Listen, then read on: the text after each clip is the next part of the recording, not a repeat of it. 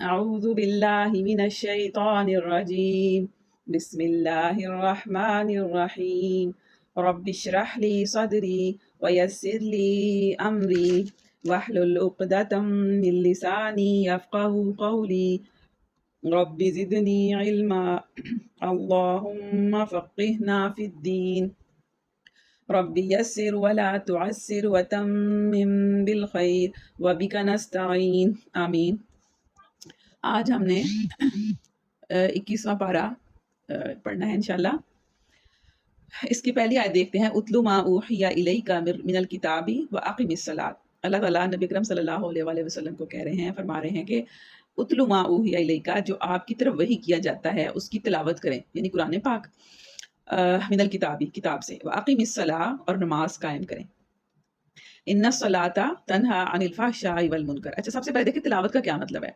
ہم تلاوت کو سمجھتے ہیں صرف ایسے ہی پڑھ لینا، ہم تلاوت سمجھتے ہیں، لیکن تلاوت کا مطلب ہوتا ہے اس کے پیچھے پیچھے چلنا، اس کو فالو کرنا، اس کی پیروی کرنا. ٹھیک ہے، یہ مطلب یہ ہوا کہ تلاوت صرف ایسے جسٹ ریڈنگ کا نام نہیں ہوتا، بلکہ اس کو سمجھنے کا بھی نام ہوتا ہے، اور سمجھنے کے بعد اس کو عمل کرنے کا بھی نام ہوتا ہے. تلاوت جو ہے کافی وسیع معنی لیے ہوئے ہے. تو لیکن ہم اس کو یوز کرتے ہیں ایسے ہی قرآن کو پڑھنے کے لیے یوز کرتے ہیں، بس اوپر سے دیکھ کے پڑھ لیا، سمجھ آئے یا نہ آئے، ہم اسے کہتے ہیں تلاوت ہو رہی ہے. ٹھیک ہے، تلاوت اس وقت تک مکمل نہیں ہوتی جب تک ہم اس کو جو ہم پڑھ رہے ہیں اس کی ہمیں سمجھ نہ آ رہی ہو. ٹھیک ہے. اور دوسری بات یہ کہ نماز قائم کرو. ان الصلاۃ تنہا عن الفحشاء والمنکر. نماز کیا کرتی ہے؟ نماز روکتی ہے. کس چیز سے روکتی ہے؟ نماز بے حیائی سے روکتی ہے، والمنکر، اور برے کاموں سے روکتی ہے. اچھا، اب نماز کیسے روکتی ہے؟ کبھی غور کیا کہ نماز کیسے روکتی ہے؟ جو انسان صحیح نماز پڑھتا ہے نا، اس کو احساس ہوتا ہے کہ میں نے اللہ کے سامنے حاضری دینی ہے، یا میں نے ابھی حاضر دے کے ہٹاؤں، فارغ ہوا ہوں ابھی، تو وہ اس درمیان کے وقفے میں کیا کوئی ایسا کام کر سکتا ہے جو اللہ کو ناراض کرنے والا ہو یا اللہ کی نافرمانی کر سکتا ہے؟ وہ نہیں کر سکتا نا. اس طرح نماز بے حیائی اور برائی سے روکتی ہے. کیا وہ بری بری چیزیں دیکھ سکتا ہے، برے برے افعال کر سکتا ہے نماز پڑھنے والا؟ نہیں کر سکتا. اگر وہ کر رہا ہے نا تو اس کا مطلب ہے وہ صحیح نماز ہی نہیں پڑھ رہا، اس کی نماز ہی صحیح نہیں ہے. ٹھیک ہے، کیونکہ جو نماز ہے وہ برائی اور بے حیائی سے روکتی ہے. وَلَا ذِكْرُ اللَّهِ اکبر، اور اللہ کا ذکر تو سب سے بڑا ہے. اللہ کا ذکر سب سے بڑی چیز ہے، کیونکہ نماز میں بھی کیا کرتے ہیں ہم؟ اللہ کا ذکر ہی کرتے ہیں. اور اگر ہم نے اللہ کا ذکر، اس نماز پڑھ لی لیکن اس میں اللہ کا ذکر نہ ہوا، ذکر سے خالی ہوئی، تو وہ نماز بھی ہماری پوری نہیں ہے، مکمل نہیں ہے. ٹھیک ہے. اس کے بعد ہم دیکھتے ہیں کہ اللہ تعالیٰ فرماتے ہیں کہ اہل کتاب سے جب آپ کو کوئی جھگڑا کرنا پڑ جائے، بحث کرنی پڑ جائے، تو کیا کریں؟ عمدہ طریقے سے بحث کریں. ٹھیک ہے، ان کے ساتھ بحث برائے بحث نہ کریں، بلکہ ان کو دلائل کے ساتھ ان کے ساتھ بات کریں. اگر آپ کے پاس دلائل نہیں ہے تو پھر آپ ان کے ساتھ بات نہ کریں، کوئی جھگڑا نہ کریں. ٹھیک ہے، لیکن بات کرنی ہے تو پھر جس سے بھی بات کرنی ہو نا، اس سے دلائل کے ساتھ بات کرنی چاہیے. اگر آپ کے پاس دلائل نہیں ہے، علم کی کمی ہے، تو پھر آپ خاموش ہو جائیں، اس مسئلے میں بولیں ہی نہ جس میں آپ کو پورا علم نہیں ہے. ہوتا کیا ہے کہ ہمیں علم ہوتا نہیں ہے اور ہم اس مسئلے میں پڑ جاتے ہیں اور پھر بحث کرنے لگ جاتے ہیں، اور بحث برائے بحث سے پھر دل بھی دور ہو جاتے ہیں. وہ لوگ جو آپ کے پاس آ سکتے تھے، آپ کے دین کی دعوت کو سن سکتے تھے، قبول کر سکتے تھے، وہ آپ کی بحث کی وجہ سے آپ سے دور چلے جاتے ہیں. اس کے بعد آگے فرمایا جا رہا ہے کہ اللہ کی جو کتاب ہے نا، بہت بڑی نشانی ہے. کیسے کہ باطل پر سمجھتے تھے کہ شاید یہ اپنے ہاتھوں سے لکھتے ہیں. نبی صلی اللہ علیہ وسلم اس قرآن کو نا اپنے ہاتھوں سے لکھتے ہیں، یہ خود تصنیف کردہ شاید کتاب ہے. لیکن اللہ تعالیٰ کہتے ہیں کہ تم اس سے پہلے، یعنی اے نبی، تم اس سے پہلے کوئی کتاب نہیں پڑھتے تھے اور نہ اپنے ہاتھ سے لکھتے تھے. کیونکہ نبی صلی اللہ علیہ وسلم کیا تھے؟ امی تھے. یعنی امی کا مطلب ہے کہ ان پڑھ تھے، وہ نہ پڑھ سکتے تھے نہ لکھ سکتے تھے. تو پھر وہ کیسے کتاب تصنیف کر سکتے ہیں؟ کتاب تو وہ تصنیف کرتا ہے جو بڑا ہی کوئی پڑھا لکھا ہو، اس نے پہلے کچھ ڈگریاں حاصل کی ہوں، اس کے پاس بڑا ہی نالج ہو، تو وہ بیٹھ کے کتاب لکھتا ہے. تو وہ کیسے کتاب لکھ سکتے ہیں؟ ان کو تو نہ پڑھنا آتا تھا نہ لکھنا آتا تھا. تو یہ ان کے لیے ایک معجزہ ہی تھا. یہ بھی اللہ تعالیٰ کی ایک حکمت تھی کہ لوگوں کو جھوٹا کرنے کے لیے، کہ جس نبی کے اوپر آپ الزام لگاتے ہیں کہ وہ خود سے لکھتا ہے، اس کو تو پڑھنا لکھنا نہیں آتا. تو یہ اللہ کہتے ہیں یہ نشانیاں ہیں ان لوگوں کے دلوں میں جنہیں علم بخشا گیا ہے.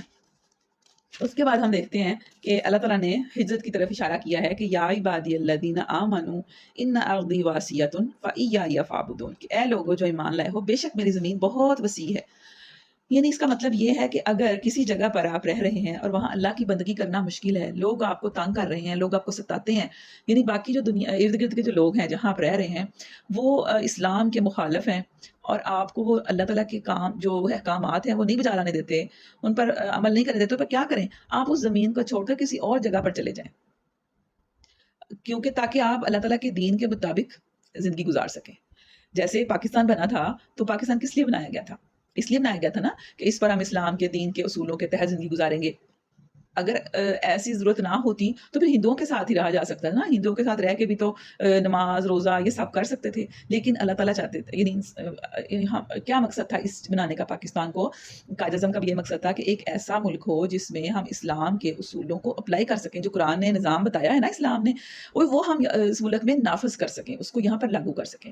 تو اور پھر لوگوں نے ہجرت بھی کی، لوگوں نے اپنا سارا گھر بار، اپنا ساری زمینیں جائیداد، اپنا اتنا گھر کتنا چھوڑنا مشکل کام ہے، اپنا گھر چھوڑ کے دوسری جگہ جانا جہاں پہ آپ کا گھر بھی کوئی نہ ہو، آپ کو پتہ ہی نہ ہو آپ نے کہاں رہنا ہے کہاں نہیں رہنا، وہاں آپ چلے جائیں صرف اللہ کی خاطر، صرف دین کی خاطر، صرف اس لیے کہ میں اللہ تعالیٰ کے دین کے اوپر صحیح طریقے سے چل سکوں۔ یہ بہت بڑی بات ہے، اور یہاں پر یہی فرمایا جا رہا ہے کہ تم میری زمین وسیع ہے، یعنی ہجرت کر جاؤ۔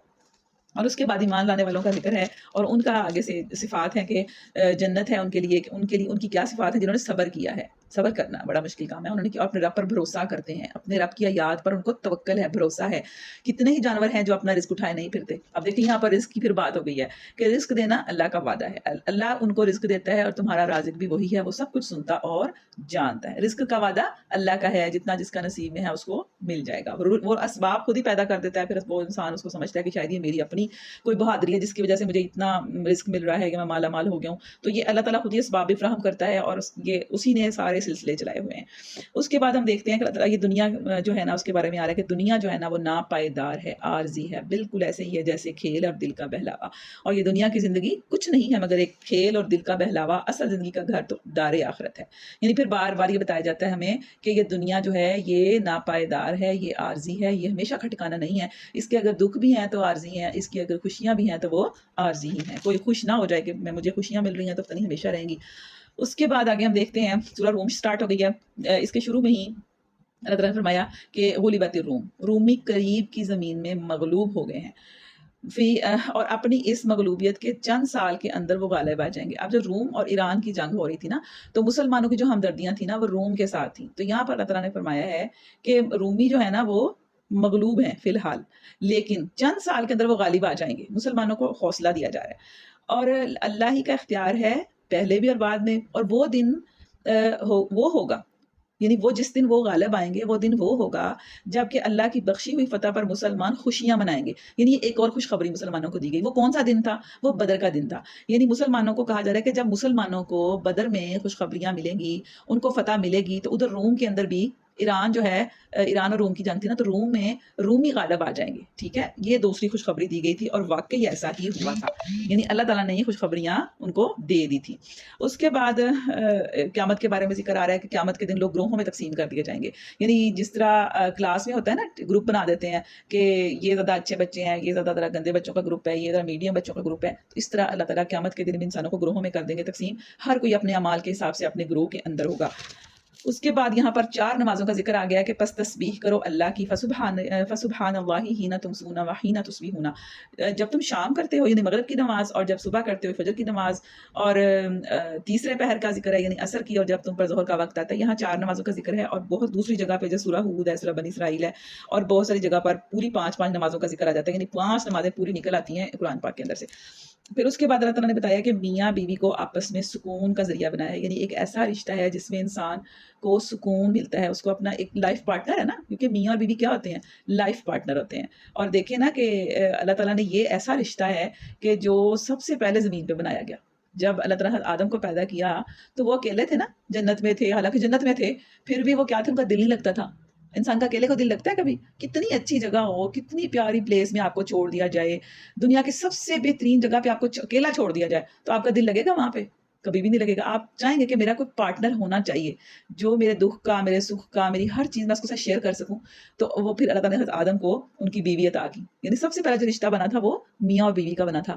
تو یہ اللہ تعالیٰ کی ایک بہت بڑی نشانی ہے، یہ رشتہ کہ جو میاں اور بیوی ہوتے ہیں وہ اللہ تعالیٰ کی ایک بہت بڑی نشانی ہے، ان کو اللہ تعالیٰ آپس میں سکون دیتا ہے، ایک دوسرے کے ساتھ ان کو اچھا لگتا ہے، یہ اللہ تعالیٰ کی بہت بڑی رحمت ہے۔ اللہ تعالیٰ فرماتا ہے کہ تمہارے درمیان محبت اور رحمت پیدا کر دی۔ یہ اللہ ہی تو ہے نا کہ جو 2 مختلف لوگ ہوتے ہیں، بعض کا تو بالکل اجنبی ہوتے ہیں، ایک دوسرے کو جانتے بھی نہیں ہوتے ہیں، لیکن جب اللہ تعالیٰ کے نام پر وہ رشتے میں آ جاتے ہیں تو پھر اللہ ان کے درمیان محبت بھی پیدا کر دیتا ہے، سبحان اللہ۔ پھر اس کے بعد ہم دیکھتے ہیں کہ اللہ تعالیٰ نے فرمایا ہے کہ یکسو ہو کر اپنا رخ دین پر جما دو، اور یہ بھی فرمایا کہ اللہ کی بنائی ہوئی ساخت بدلی نہیں جا سکتی. یعنی مطلب یہ ہے کہ جس طرح اللہ تعالیٰ نے کسی کو جس ساخت میں بنایا ہے اس کو اپنی اسی ساخت پر خوش ہونا چاہیے، اس کو بدلنے کی کوشش نہیں کرنی چاہیے.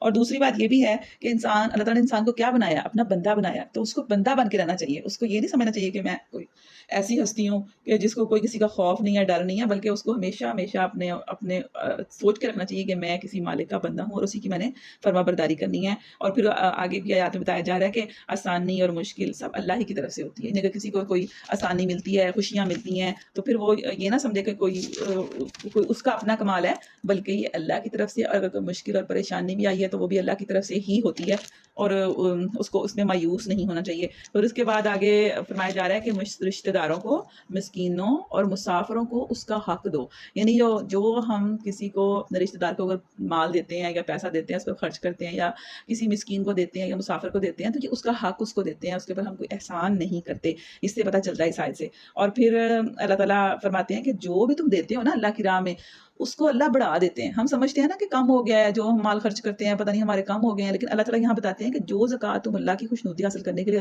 دیتے ہو نا، اسی کے دینے والے در حقیقت اپنے مال کو بڑھاتے ہیں. انسان اصل میں دیتا ہے تو اس کا مال بڑھتا ہے، لیکن ہمیں پتہ نہیں ہے، کیونکہ ہم قرآن نہیں نہ پڑھتے، ہم اللہ کی آیات پڑھتے نہیں ہیں. اگر پڑھتے ہیں تو یقین نہیں آتا، لیکن یقین تبھی آئے گا جب ہم اس قرآن کو پڑھیں گے کہ جو دینے والا ہوتا ہے اللہ اس کو اور بڑھا دیتے ہیں. اور پھر آگے فرمایا ہے کہ جو لوگوں کی اپنی ہی ہاتھوں کی کمائی، یعنی اپنے ہی ہاتھوں یعنی اپنے ہی اعمال کی وجہ سے ہی زمین میں فساد برپا ہوتا ہے. یعنی زمین میں اگر خون ریزیاں ہوتی ہیں، فساد ہوتے ہیں، لڑائیاں جھگڑے ہوتے ہیں، مسائل بنتے ہیں، تو کس لیے بنتے ہیں؟ انسان کی اپنی غلطیوں کی وجہ سے بنتے ہیں. انسان ایسے کام کرتا ہے جس کی وجہ سے لڑائیاں اور فساد ہوتی ہیں. گھر میں بھی دیکھ لیں، کوئی فرد کوئی ایسا غلط کام کرے گا تو پھر دوسرے کو وہ موقع دے گا کہ وہ اس کے ساتھ جھگڑے یا اس کو برا بلا کہے، تو پھر اس سے کیا بنے گا؟ فساد پیدا ہو جاتا ہے. اسی طرح ہوتا ہے نا گھروں کے اندر بھی. تو اسی طرح پوری سرزمین پر بھی خشکی تری میں فرمایا کہ فساد پیدا ہو گیا لوگوں کے اپنے ہاتھوں کی کمائی کی وجہ سے، تاکہ مزہ چکھائے ان کو ان کے بعض اعمال کا، شاید کہ وہ باز آ جائیں. لیکن پھر انسان باز نہیں آتا، پھر آگے سے آگے وہ فساد اور اس طرح کے کام کرتا ہی رہتا ہے. اور پھر آگے انسانی زندگی کے مختلف مراحل بیان کیے گئے ہیں کہ اللہ تعالیٰ نے انسان کو کیسے پیدا کیا، پھر اس کو کیسے بڑا کیا. یعنی اس میں سب سے پہلے انسان اللہ کہتے ہیں کہ تمہاری جو پیدائش ہے نا، اس کی ابتدا ایسی حالت میں کی جب تم مطلب کمزور تھے، کمزوری کی حالت میں تمہاری ابتدا کی. پھر اس کے بعد تمہیں کیا کیا؟ قوت بخشی. جب انسان چھوٹا سا بچہ ہوتا ہے نا، آپ نے دیکھا ہوگا نا، اپنے کوئی گھر میں ایک بچہ پیدا ہوا یا بہن بھائی یا کوئی اور، تو ہم دیکھتے ہیں کہ وہ کتنا چھوٹا سا اور کتنا وہ کمزور ہوتا ہے نا. وہ کچھ بھی نہیں کر سکتا اٹھ کے، ایون کہ اٹھ کے اپنا کھانا پینا نہیں کر سکتا. اس کو خارش ہو رہی ہے، وہ خارش نہیں کر سکتا، اس کو درد وہ بتا نہیں سکتا نا، وہ کتنا کمزور ہوتا ہے. لیکن جب آہستہ آہستہ اللہ تعالیٰ اس کو کیا دیتے ہیں؟ اللہ اس کو قوت دے دیتے ہیں، اس کو جوان کر دیتے ہیں. پھر اس کے ہاتھوں میں طاقت آ جاتی ہے، وہ اپنے آپ کو بہت بڑی چیز سمجھنے لگ جاتا ہے. پھر ایک وقت آتا ہے کہ پھر وہ آہستہ آہستہ آہستہ اس کی طاقت کم ہونے لگ جاتی ہے، پھر وہ بڑھاپے کی طرف کا شکار ہو جاتا ہے. تو یہاں پر اللہ تعالیٰ نے وہ بتائی ہے کہ وہ جو کچھ چاہتا ہے پیدا کرتا ہے، وہ سب کچھ جاننے والا ہے، وہ ہر چیز پر قدرت رکھتا ہے. اس کے بعد سورہ لقمان شروع ہو جاتی ہے. اس میں جو سب سے اہم چیز ہے نا، وہ یہاں شروع میں ہی ہے، آیت نمبر 6 میں، کہ انسانوں میں سے ہی کوئی ایسا ہے جو کلام دل فریب خرید کر لاتا ہے. لہو الحدیث ہے اس میں، عربی کا جو لفظ استعمال ہوا وہ ہے لہو الحدیث، یعنی کلام دل فریب خرید کر لاتا ہے. اب یہ کلام دل فریب کیا ہے؟ یعنی اس سے مراد ہے گانا بجانا اور ڈرامے دیکھنا اور اس طرح کے کام کرنا جو انسان کو اپنی طرف اتنا مشغول کر لیں کہ اس کے پاس ٹائم نہ بچے کہ وہ قرآن پڑھے، قرآن کو سمجھے. دیکھیے ہم اپنی پوری دن کے نا کبھی بیٹھ کے اس کو حساب لگائیں، اس کا رات کو بیٹھا کریں اور بیٹھ کے ہم دیکھا کریں کہ ہمارے دن میں کتنا ٹائم ہم نے موبائل میں لگا دیا، کتنا ٹائم ہم نے ٹی وی کو دیکھنے میں لگایا، کتنا ٹائم ہم نے کسی اور ایسی ایکٹیویٹی میں لگا دیا جو بالکل فضول تھی، جس کا کوئی فائدہ نہیں تھا. تو پھر ہم دیکھیں کہ ہم نے قرآن کو کتنا ٹائم دیا، ہم نے قرآن کے سمجھنے میں، دعائیں یاد کرنے میں، یا قرآن کی کوئی آیت یاد کرنے میں، یا اس کے معنی کو سمجھنے میں، کوئی ترجمہ یاد کرنے میں ہم نے کتنا ٹائم لگایا. کبھی آپ اپنا خود حساب لیں تو پھر ہم دیکھیں کہ ہم کتنا ٹائم ہمارا کہاں چلا جاتا ہے. اس موبائل میں چلا جاتا ہے، فیس بک میں، انسٹا، ٹک ٹاک، ہے نا، اس طرح کی چیزوں میں، یا پھر ڈرامہ دیکھ لیں گے بیٹھ کے، یا پھر موبائل پہ گیمز کر لیں گے بیٹھ کے، گیمز کھیل لیں گے. ٹھیک ہے، ان میں چلا جاتا ہے ہمارا ٹائم، اور ہمارے پاس ٹائم بچتا ہی نہیں ہے کہ ہم قرآن کو اتنا ٹائم دے سکیں. پھر ہم آخر میں کہتے ہیں میرا تو پڑھنے والا بہت ہے، میرا تو پیپر سر پہ آ گیا ہے، میرا تو فلاں اور فلاں، کیونکہ ہم نے تو ٹائم کو ویسٹ ہی بہت سارا کر دیا. تو پھر یہ اصل میں جو خرید کر لانے والی بات ہے نا، یہ اس وقت ہوا تھا جب نبی اکرم صلی اللہ علیہ وسلم کی جو دعوت تھی نا، اس کو لوگ سنتے تھے، قرآن سنتے تھے لوگ اور اس کی طرف متوجہ ہو جاتے تھے. تو پھر ایک آدمی تھا، نظر بن حارث اس کا نام تھا، وہ پتا کیا روم اور ایران گیا وہاں سے وہ قصے کہانیاں اس طرح کی چیزیں لے آیا، لونڈیاں لے کے آیا، گانے بجانے والی لے کے آیا، تاکہ وہ نا شام کو پتہ کیا کرتا تھا، وہ ایک محفل برپا کرتا تھا، اس میں وہ گانے بجانے ہوتے تھے، اس میں لوگوں کو متوجہ کرتا تھا کہ لوگ نا قرآن نہ سنیں اور لوگ اس کی طرف متوجہ ہو جائیں، پھر اور وہ لوگوں کو قصے کہانیاں سناتا تھا، صرف اس لیے کہ قرآن کی دعوت جو ہے نا وہ نہ لوگ سن لیں۔ تو آج ہم لوگ خود کیا کرتے ہیں، آج ہم لوگ خود ہی ہم چیزیں لاتے ہیں ایسی، خود ہی ہم ان کی طرف متوجہ ہوتے ہیں، خود ہی ہم ایپس کھولتے ہیں ڈفرینٹ اور کھول کے اپنا سارا وقت وہاں لگاتے ہیں، قرآن کی طرف ہم توجہ نہیں دیتے، اس کو ہم ٹائم نہیں دیتے، ٹھیک ہے نا۔ تو اس کے لیے کیا ہے، اللہ تعالیٰ کہتے ہیں ایسے لوگوں کے لیے سخت ذلیل کرنے والا عذاب ہے، یعنی جو خود بھی کرتے ہیں اور دوسروں کو بھی پھر اس کی طرف لگاتے ہیں، ان کے لیے۔ اس کے بعد آگے ہم دیکھتے ہیں حضرت لقمان کا ذکر آ رہا ہے۔ حضرت لقمان کی حکمت کے لیے وہ بہت مشہور تھے، بہت سمجھدار تھے، یعنی حکمت کا مطلب ہوتا ہے کہ صحیح وقت پر صحیح فیصلہ کرنا، سمجھ بوجھ ہونا، چیزوں کی گہرائی میں جانا، ان کو سمجھ لینا، معاملات کو ہینڈل کر لینا، ٹھیک ہے، یہ حکمت ہوتی ہے۔ تو ان کو حکمت عطا کی گئی تھی، تو کیوں عطا کی گئی؟ تاکہ وہ اللہ کا شکر کرے، اور فرمایا کہ جو کوئی شکر کرے گا نا تو اس کا شکر اپنے لیے ہی فائدہ مند ہے، یعنی اگر ہم شکر گزاری کرتے ہیں نا اپنی نعمتوں پر جو ہمیں اللہ نے دی ہیں، ہم ان کو دیکھتے ہیں بیٹھ کے، ہم ان کو گنتے ہیں، ہم ان کو گن بھی نہیں سکتے ایون کے، تو جب ہم ان کو بیٹھ کے دیکھتے ہیں، ہم ان کے بارے میں غور کرتے ہیں اور شکر کرتے ہیں نا، تو کس کو فائدہ ہوتا ہے؟ ہمیں خود ہی فائدہ ہوتا ہے۔ جو انسان شکر گزار ہوتا ہے اسی کو اس کا فائدہ ہوتا ہے، لیکن جو کوئی کفر کرتا ہے، انکار کرتا ہے نعمتوں کا، نعمتیں ہونے کے باوجود روتا پیٹتا شکوے گلے کرتا، تو کیا اس کو خود ہی اس کا وہ نقصان اٹھاتا ہے، اور خود ہی اس کو اس کا پھر بدلہ ملے گا۔ اور اللہ تعالیٰ جو ہے وہ تو بے نیاز ہے، اس کو تو کوئی فرق نہیں پڑتا ہم کفر کریں یا شکر کریں، شکر فرق کس کو پڑتا ہے؟ ہمیں خود ہی فرق پڑے گا۔ اور اس کے بعد ان کی نصیحتوں کا ذکر ہے جو انہوں نے اپنے بیٹے سے کی تھی، یہ میں آپ کے سامنے ون بائی ون رکھ دیتی ہوں کہ سب سے پہلے نصیحت انہوں نے کی تھی کہ بیٹا خدا اللہ کے ساتھ نہ کسی کو شریک نہ کرنا، کیونکہ شرک جو ہے وہ سب سے بڑا ظلم ہے۔ ظلم کیا ہوتا ہے؟ زیادتی ہوتی ہے نا کسی کے ساتھ، کسی کو اس کا حق نہ دینا، جو جس کا مقام ہے اس کو اس مقام سے ہٹا دینا، ٹھیک ہے، یہ ظلم ہے۔ تو اللہ تعالیٰ کے ساتھ کسی کو شریک ٹھہرانا، یہ سمجھنا کہ اس کے ساتھ بھی کوئی اس کے کاموں میں دخل دے رہا ہے یا کوئی اس کی طرح کچھ کر سکتا ہے، تو وہ شرک ہے اور وہ سب سے بڑا ظلم ہے۔ اور اس کے بعد دوسری بات کہ اپنے والدین کا حق پہچاننے کی تاکید کی، یعنی کہ اپنے والدین کا حق پہچانو، یعنی اس کا ان کے حقوق ادا کرو۔ اور اس کے بعد لقمان نے کہا کہ بیٹا کوئی چیز رائی کے دانے کے برابر بھی ہو، یعنی کتنا چھوٹی رائی کا دانہ بہت چھوٹا ہوتا ہے، بالکل ایسے کبھی دیکھا ہو آپ نے، نہیں دیکھا تو اپنے امی سے یا کسی بڑے سے پوچھیں کہ رائی کا دانہ کتنا ہوتا ہے، ٹھیک ہے۔ تو وہ کہہ رہے ہیں کہ اگر رائی کے دانے کے برابر بھی کوئی چیز ہوگی نا، وہ کسی چٹان میں ہو یا آسمان میں ہو یا زمین میں ہو، اللہ اسے نکال کے لے آئے گا، یعنی اللہ اتنا باریک بین ہے، یعنی ہمارے پھر اعمال جو ہم کرتے ہیں نا ان سے سب سے اللہ واقف ہے۔ اور اس کے بعد فرمایا کہ بیٹا نماز قائم کر، ٹھیک ہے، تیسرا کام انہوں نے، چوتھا کام کیا کہا ہے؟ نماز قائم کر اور نیکی کا حکم دے، ٹھیک ہے، نیکی کا حکم دینے کا بھی بہت بار بار سنا ہے ہم نے، اور بدی سے منع کر، اور جو مصیبت بھی پڑے اس پر صبر کر، ٹھیک ہے۔ اس کے بعد فرمایا کہ لوگوں سے منہ پھیر کر بات نہ کر، یعنی اس کا کیا مطلب ہوا کہ اکڑ کر بات نہ کر، ایسے اپنے آپ کو سمجھنا کہ میں بہت بڑی چیز ہوں، کوئی بات کرے تو اس کا منہ دوسری طرف کر کے جواب دینا، اس چیز سے منع فرمایا ہے۔ نہ زمین میں اکڑ کر چل، اللہ کسی خود پسند اور فخر جتانے والے شخص کو پسند نہیں کرتا۔ اللہ تعالیٰ کو ایسے لوگ پسند نہیں ہیں جو فخر جتاتے ہیں، جو ڈینگے مارتے ہیں، جو شوخیاں مارتے ہیں، ٹھیک ہے۔ اور اپنی چال میں اعتدال اختیار کر اور اپنی آواز ذرا پست رکھ، ٹھیک ہے۔ اور سب سے زیادہ بری جو آواز ہے وہ گدھوں کی آواز ہوتی ہے، یعنی بہت زیادہ اونچی چیخنے والوں کو کیا کہا گیا ہے کہ وہ گدھوں کی طرح بولتے ہیں۔ اس کے بعد ہم دیکھ لیتے ہیں کہ آگے اللہ فرماتے ہیں کہ کوئی کسی کے کام نہیں آئے گا، یعنی اپنے رب کے غضب سے بچو، سے ڈرو اس دن، اور اپنے رب کے غضب سے اور بچو اور ڈرو اس دن سے جب کوئی باپ اپنے بیٹے کی طرف سے بدلہ نہ دے گا اور نہ کوئی بیٹا ہی اپنے باپ کی طرف سے کچھ بدلہ دینے والا ہوگا، یعنی کوئی کسی کے کام نہیں، کوئی کسی کو یہ نہیں کہہ سکتا اچھا مجھے رکھ لیں اس کی جگہ یا میرے اعمال لے لیں اس کی جگہ، جس کو بخش دیں، ایسا کچھ بھی نہیں ہونے والا۔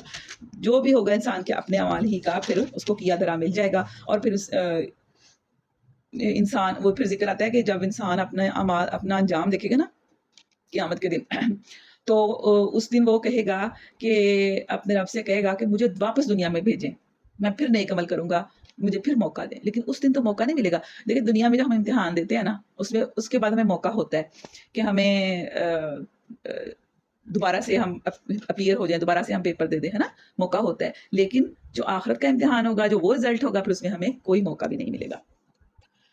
اچھا جی، اس کے بعد سورہ احزاب شروع ہو گئی ہے۔ اس میں یہ بہت اہم سورت ہے، اس کے اندر غزوہ احزاب کا ذکر بھی ہے اور بھی اس کے اندر بہت زیادہ احکامات ہیں۔ تو اس میں شروع میں اللہ تعالیٰ نے فرمایا کہ اللہ تعالیٰ نے کسی شخص کے دھڑ میں دو دل نہیں رکھے، یعنی ہر انسان کے پاس ایک ہی دل ہے۔ اس کا مطلب یہ ہے کہ ایک انسان کے دل میں ایک ہی طرح کے جذبات ہو سکتے ہیں، یعنی یا تو نیکی کے جذبات ہو سکتے ہیں، ٹھیک ہے، یا اس کا دل برا ہو سکتا ہے، ایک دل اچھا برا دونوں نہیں ہو سکتے، ٹھیک ہے، ایک دل جو ہے یا تو وہ گناہوں میں مائل ہوگا، گناہوں کی طرف اس کا رجحان ہوگا، یا نیکیوں کی طرف رجحان ہوگا. ایسے نہیں ہو سکتا کہ وہ گناہ بھی کرتا جائے اور نیکیاں بھی کرتا جائے، دونوں طرف دھیان نہیں ہو سکتا اس کا. وہ الگ بات ہے کہ انسان جو ہے وہ بشری طور پر کمزور ہے، اس سے غلطیاں بھی ہو جاتی ہیں، لیکن مائل وہ کدھر ہوتا ہے؟ ایک ہی طرف مائل ہوتا ہے، ٹھیک ہے. اور یا تو اس کا دل دنیا میں اٹکا ہوگا یا آخرت میں اٹکا ہوگا، آخرت کی فکر ہوگی اس کو، ٹھیک ہے نا. یعنی ایک شخص کے دھڑ میں دو دل نہیں رکھے، یا تو وہ اللہ کا بندہ ہوگا یا پھر وہ شیطان کا بندہ ہوگا. یکدم تو وہ دو لوگوں کی بندگی نہیں کر سکتا، ٹھیک ہے نا. اس کے بعد ہم دیکھتے ہیں کہ اللہ تعالیٰ نے فرمایا ہے کہ تمہارے منہ بولے بیٹوں کو تمہارا حقیقی بیٹا نہیں بنایا ہے، ٹھیک ہے. جس کو ہم ایسے ہی کہہ دیتے ہیں نا، بعض اوقات کہیں ہمارے بہت اچھی فرینڈ شپ ہوتی ہے، بڑی دوستی ہوتی ہے، آنا جانا ہوتا ہے، تو ہم کہتے ہیں یہ میری منہ بولی ماں ہے، یہ میری منہ بولی بہن ہے، یہ میری منہ بولا بیٹا ہے یا بیٹی ہے. تو ایسا کوئی رشتہ نہیں ہوتا، کوئی منہ بولا نہیں ہوتا، رشتے وہی ہوتے ہیں جو اللہ تعالیٰ نے بنائے ہوتے ہیں.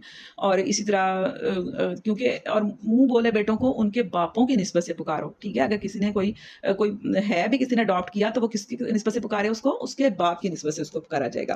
اور پھر آگے فرمایا کہ نبی صلی اللہ علیہ وسلم کی جو ذات ہے نا، وہ اہل ایمان کے لیے ان کی اپنی ذات پر مقدم ہے، یعنی اپنی ذات سے بھی بڑھ کر نا ہر مومن کو نبی اکرم صلی اللہ علیہ وسلم سے محبت ہونی چاہیے، ان کی ذات سے محبت ہونی چاہیے. یہ ایمان کا تقاضا ہے، لازمی جزو ہے، ٹھیک ہے. اس کے بغیر کسی کا ایمان پورا نہیں ہوتا ہے. ایک حدیث کے الفاظ بھی ہے نا، مفہوم آپ سامنے رکھ دیتی ہوں، کہ کسی مومن کو یعنی اگر کسی کو اللہ کے نبی اپنے والدین سے، اپنی اولاد سے، اپنے ہر چیز سے بڑھ کر نہیں نا ہے عزیز، تو پھر وہ صحیح مومن نہیں ہے، ٹھیک ہے. اور اس کے بعد فرمایا کہ جو نبی کی بیویاں ہیں وہ ان کی مائیں ہیں. کن کی؟ تمام امت کی مائیں ہیں. یعنی ویسے تو منہ بولی ماں کوئی نہیں ہوتی، لیکن نبی کی بیویوں کا اتنا رتبہ رکھا ہے اللہ تعالیٰ نے، اتنا ان کا درجہ ہے کہ وہ جو نبی کی بیویاں ہیں نا، وہ ہر کسی کی مائیں ہیں، ہر مرد اور عورت کی ماں ہے وہ، ٹھیک ہے. کسی اور مرد کے ساتھ اس کا نکاح نہیں ہو سکتا. اور اس کے بعد فرمایا ہے کہ آگے جو ذکر آ رہا ہے نا، وہ غزوہ احزاب کا اور غزوہ بنی قریظہ کا ذکر آ رہا ہے. اچھا، غزوہ احزاب کیا تھا کہ مسلمانوں نے مدینے کے اندر رہ کر یہ جنگ لڑی تھی، خندقیں کھودی تھی، ٹھیک ہے. خندق کا مطلب تھا بہت بڑے بڑے یعنی گڑھے سمجھ لیں آپ، بہت بڑے بڑے، یعنی پورے مدینے کے ارد گرد تھوڑا تھا حصہ چھوڑ کے پورے مدینے کے ارد گرد بہت بڑے بڑے کھڈے سمجھ لیں آپ بنائے تھے، کہ جن کے اوپر سے کوئی آ نہ سکے. گھوڑا جو ہے نا بہت بہت لمبی جس لگا لیتا ہے، بہت بڑا جمپ لگا لیتا ہے، لیکن گھوڑے بھی تو تھے وہ اس کو کراس نہیں کر سکے. اتنی زیادہ خندق کھودی تھی. اور جب خندقیں کھودی تھی نا مومنوں نے، مسلمانوں نے، تو اتنی مشکل پیش آئی تھی ان کو، اتنے ان کے پاس اس وقت حالات تھے خراب، ان کے پاس کھانے کو کچھ نہیں تھا، اور پیٹ پر پتھر باندھ کر نا انہوں نے خندقیں کھودی تھی. اور ایک دفعہ ایسا ہوا تھا کہ ایک صحابی تھے، انہوں نے ایک پتھر باندھا ہوا تھا، تو نبی صلی اللہ علیہ وسلم نے پیٹ پر 2 پتھر باندھے ہوئے تھے. یعنی اس لیے کہ پیٹ وہ کھڑے رہنے کے لیے اور اپنے اندر بیلنس رکھنے کے لیے پتھر باندھنے پڑتے تھے ان کو. ہمیں سمجھ نہیں آتی کہ پتھر کیسے کیوں باندھے جاتے ہیں، پتھر کیوں باندھے، اس کی کیا وجہ تھی. لیکن اللہ تعالیٰ معاف کرے، اللہ تعالیٰ ہمیں کبھی بھی ایسی آزمائشوں میں نہ ڈالے کہ جس میں اتنی بھوک برداشت کرنی پڑے کہ اور اتنا کام ساتھ کرنا پڑا ان کو پتھر باندھ کر. اتنے وہ بھوکے تھے اور اتنی مشقت انہوں نے کی تھی اور اتنا زیادہ انہوں نے کھدائی کی تھی. تو اس کا ذکر یہاں پر آ رہا ہے کہ پھر اللہ تعالیٰ کہتے ہیں کہ جب لشکر تم پر چڑھ آیا، ہم نے ایک سخت آندھی بھیجی اور ایسی فوجیں روانہ کی جو تم کو نظر نہ آتی تھی. یعنی اس وقت اللہ تعالیٰ نے پھر ان کی مدد کی تھی فرشتوں کے ساتھ بھی، اور تقریباً 25 دن ان کا محاصرہ رہا تھا. 25 دن کے بعد انہوں نے وہ چلے گئے تھے، کیونکہ اللہ تعالیٰ نے ایک آندھی بھیجی رات کو. مسلمان جو تھے وہ جب اٹھے ہیں صبح تو دیکھا کہ باہر جو محاصرہ کیا تھا نا انہوں نے، دشمنوں نے، کچھ کفار مکہ تھے اور ساتھ بہت سارے لوگ اور بھی ان کے مل کے آئے تھے، بہت بڑا گروپ آیا تھا، بہت بڑی لشکر تھے. تو وہ سارے وہ آندھی کی وجہ سے چلے گئے تھے، اور صبح اٹھ کے دیکھا تو کوئی بھی نہیں تھا. تو پھر اس کے بعد جو غزوہ بنی قریظہ ایسے ہوا تھا کہ وہ جو اندر تھے نا یہودی جو آباد تھے، یہ ان کے ساتھ کیا تھا. وہ اندر سے انہوں نے کیا کیا تھا کہ مخالف ہو گئے تھے. پہلے انہوں نے حمایت کی تھی نبی صلی اللہ علیہ وسلم کی مومنوں کی، لیکن بعد میں انہوں نے کہا کہ ہم اندر سے بھی حملہ کر دیتے ہیں اور مومنوں کو چھوڑتے ہی نہیں ہیں. اوپر سے بھی حملہ ہو گیا، اندر سے بھی حملہ کر دیتے ہیں. تو پھر بعد میں نبی صلی اللہ علیہ وسلم جب واپس آئے تھے نا غزوہ احزاب سے، واپس جب آئے ہیں اپنے گھروں میں، تو جبریل علیہ السلام آ گئے تھے. انہوں نے کہا تھا کہ آپ ہتھیار نہیں اتاریں گے، آپ اسی وقت جائیں اور ان کی سرکوبی کریں، یعنی بنو قریظہ کی. اور پھر ان کی سرکوبی اس طرح کی تھی کہ ان کو یرغمال بنایا. مطلب پہلے تو ان کا محاصرہ کیا کافی دن، پھر اس کے بعد انہوں نے ہتھیار ڈال دیا. انہوں نے کہا جس طرح ہمارے معاملے میں فیصلہ کریں گے ہمیں قبول ہے. یہ یہودی تھے نا اصل میں، بنو قریظہ جو تھے یہودی تھے، اور یہودی ہمیشہ اپنا کام کر کے رہتا ہے، یہودی پہ کبھی بھروسہ نہیں کرنا چاہیے. پھر اس نے کیا کیا تھا کہ ان کو سزا دی، ان کے مردوں کو قتل کر دیا تھا، عورتوں کو اور بچوں کو غلام بنا لیا تھا، اور ان کی املاک جو تھی نا، ان کو جو جائیدادیں تھیں وہ ساری مسلمانوں نے اپنے قبضے میں لے لی تھی، کیونکہ انہوں نے مسلمانوں کو دھوکہ دیا تھا. اور اگر اندر سے وہ حملہ کر دیتے تو مسلمانوں کو کچھ بھی نہیں بچنا تھا، کیونکہ اندر تو صرف عورتیں تھیں مدینے میں تو، اور یہ لوگ تو سارے باہر نکل گئے تھے مدینے سے، مطلب باہر والی سائڈ پر آ گئے ہوئے تھے. تو اس طرح یہ اس کا سارا تبصرہ آگے کیا گیا ہے. انشاءاللہ باقی صورت ہم کل پڑھیں گے. بہت اہم مضامین ہے، کلاس کو بالکل بھی اسکپ نہ کیجیے گا. اللہ تعالی ہمیں بہترین طریقے پر قرآن کو سمجھنے کی اور اس پر عمل کرنے کی توفیق عطا فرمائے. وآخر دعوانا الحمدللہ رب العالمین.